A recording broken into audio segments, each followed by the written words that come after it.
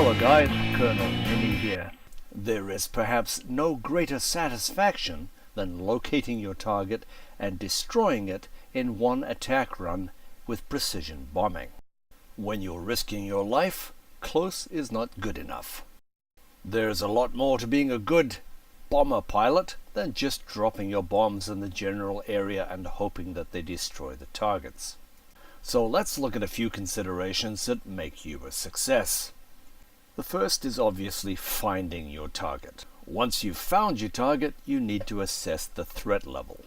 In other words, what are the anti-aircraft defenses and where are they located at the target? Ideally, the anti-aircraft emplacements have been destroyed, which is the case in this example.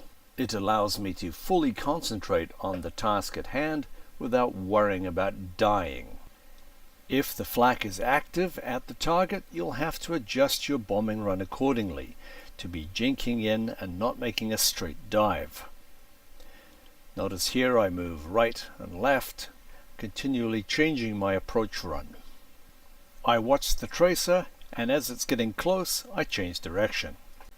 Although I might initially have had a different target in mind, I need to hit the AA first, so that future attackers have more chance of destroying the target.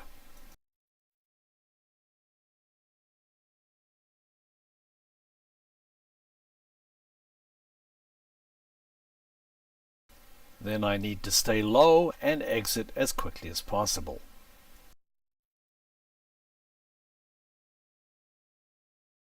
The second consideration is going to be enemy fighters.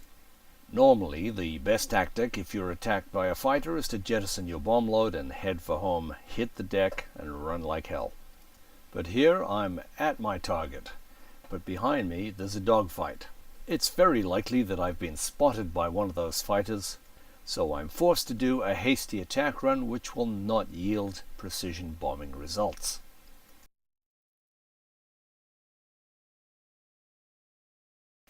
I lose my left aileron to flak, which doesn't improve the situation.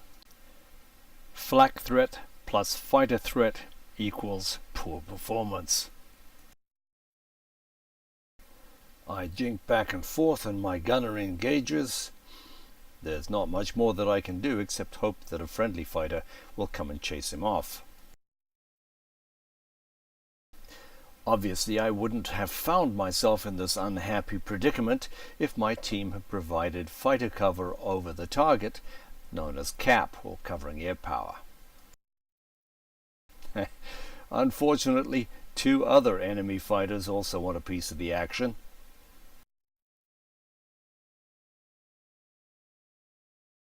And as sometimes the best defense is offense, I go into the attack mode and score a couple of hits on him.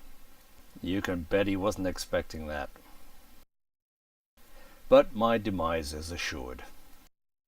If you have fighter protection and the anti-aircraft has been eliminated, then that allows you the freedom to deliver your ordnance right to the front door, with spectacular results. In terms of how to bomb stuff, the basics are covered in this and other videos. The third important consideration is lining your target up so that you have the greatest chance of hitting it when you release your ordnance. This tactic applies whether you're using bombs, rockets, or cannon fire. Your bombs are either going to land short or before the target, on the target, or long, which is after the target. My bombs were slightly long, so they landed in the forest without doing any damage. By approaching across the runway, I should have noticed that if my bombs landed short, they would land in the open field. If they landed long, they would land in the forest. If I had approached lengthwise, then I might have hit the buildings before the target, or if I missed, I would hit the buildings after the target. Even if I miss my primary target, I'd at least damage something. And now our final consideration is our exit strategy. Whether or not you hit or missed your target, the objective is now to get home.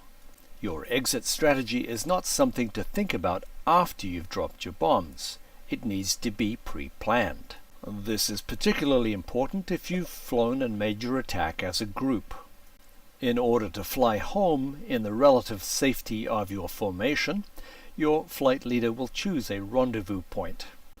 Under normal circumstances, we would like to keep the wings level with the ball in the center to deliver the ordnance in a straight line across the target. For various reasons, this is not always possible. But there is a method that we can use that will help us to hit our target, and that is to drop our bombs while we're in a slight turn in an arc so the bombs follow that arc on the ground. In this example, the target is actually in an arc shape, so we want to hit all the buildings on the outside. We know that in a turn, centrifugal force will take the bombs to the outside of the turn, so if we start our bomb run on the inside of the arc on the ground, the bomb should hit the target.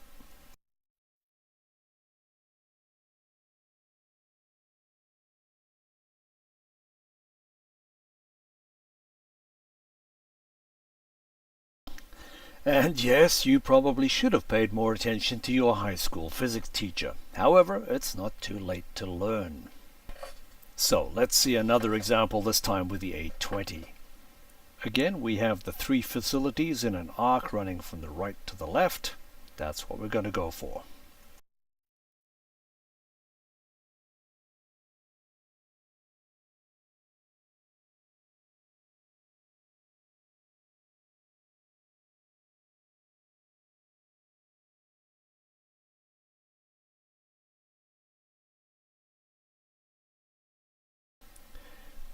Good planning and lining up on your target is going to give you the best results. My target here is a bridge. Rolling in the PE2, I can look between my feet and get my line up with the bridge in the window below. What I'm doing is I'm estimating the actual heading and correcting so that I can fly down the heading when I lose sight of the bridge.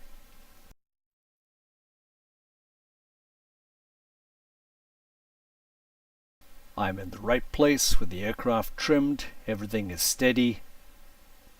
I should have a good result.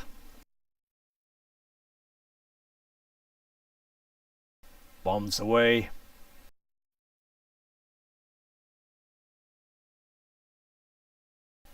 And perfect hits. That is precision bombing. Once again, thanks for watching, guys. If you've enjoyed this video, found it helpful, please like it or subscribe. Or if there's another topic you'd like me to cover, please